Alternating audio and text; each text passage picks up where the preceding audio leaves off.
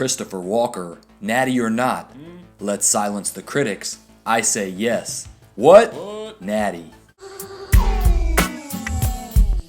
Red pill vegan, y'all. That's right, red pill and vegan. Unicorns do not exist. Trigger the comments. Alright guys, make sure to hit subscribe if you haven't already for more information about where the food industry meets health advice.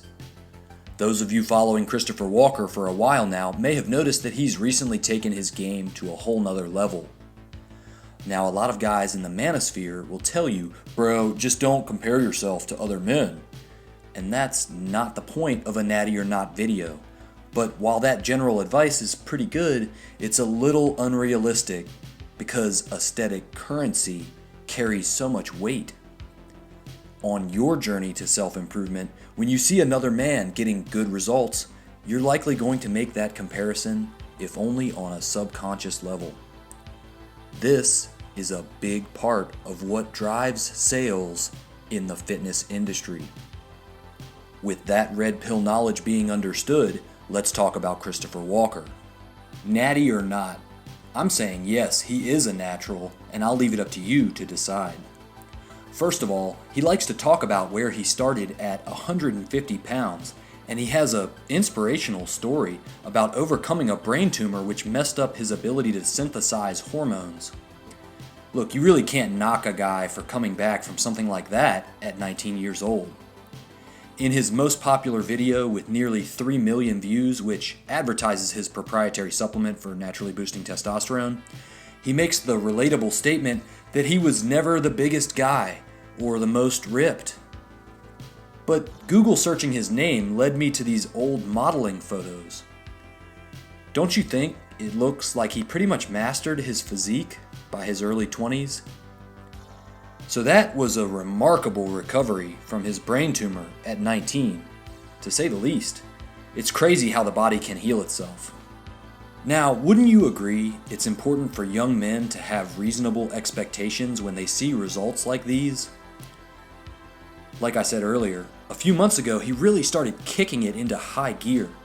Not on gear, kicking it into a higher gear. It's like a metaphor for the hard work. But I weighed myself this morning, I'm 196 pounds. So I'm setting my target for this 30 days to just get slightly leaner and potentially drop about down to 191 while maintaining my strength in the gym. To be honest, I really wasn't sure if he was claiming natural status, even though his business is based largely around increasing testosterone naturally. When he made this new community post the other day, I decided to ask him if he was a natural. And he's a pretty friendly guy, so he responded. All natural. No steroids, no hormones, no TRT. His results are just from eating his diet plan and doing his workout plans. For all the skeptics out there, you gotta understand he bulked all the way up to 220 pounds about 2 years ago. And if you go back and watch his footage, it looks like he was maintaining at about 200 for a while and just recently cut down to 185.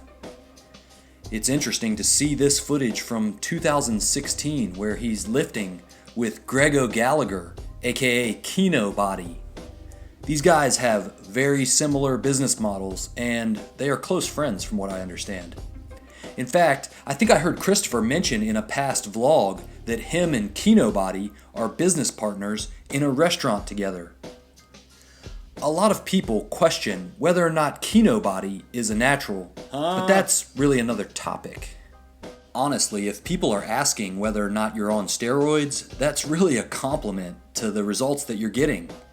So if you follow his advice, don't get offended. Just check this out and let me know your feedback. A lot of times, if somebody is getting impressive results, you want to know what they're doing. And that's really the strange part about this. In his diet advice, Christopher Walker basically recommends avoiding many vegetables like dark leafy greens and cruciferous. Now, if you're not getting results and you come off as like a creepy loser type, then no one really cares if you're saying vegetables are poison and don't eat vegetables. But if you're getting remarkable results and your health advice doesn't sound stupid crazy, like Maybe you can still eat potatoes with your steak cooked in butter, but you got to skip the beans and greens. People are probably going to listen to what you have to say, but I think some level of skepticism is healthy. So before you follow Christopher's advice to avoid vegetables, you might consider this. One of the ways eating dark leafy green vegetables such as kale is beneficial is believed to be the body's ability to convert naturally occurring nitrates into nitric oxide, which gets into the bloodstream and is associated with improved artery function and lower blood pressure. This study mentions that the greatest protection against coronary heart disease afforded by a change in diet is that associated with the consumption of green leafy vegetables. So Christopher Walker is discouraging you from eating dark leafy green vegetables like kale, which increase the nitric oxide production in your body. Meanwhile, he's selling extravagant supplements that supposedly increase nitric oxide. How much kale can you buy for $40? So, what do y'all think? I'm not knocking the dude. I think he's natural, and it's obvious he's putting in the hard work at the gym and staying focused on his meal plans. But do you think he's able to obtain results like this naturally without the use of performance-enhancing drugs or steroids? Let me know what you think in the comments down below. By the way, y'all, I've been getting reasonable and steady results and good health from a whole plant foods-based diet. And it seems like the more whole plant foods I eat, the healthier I get. But there's a lot of conflicting information out there, so make sure you subscribe to learn more about this crossroads between the food industry and the fitness industry where health decisions are being made. Hit the notification bell and join me on Patreon. Throw me $1 or $2 a month. It'll help me create videos like this, where I'd like to thank my 2 newest patrons, Charlie Hackett and Andrew Lotempio. Y'all know what time it is.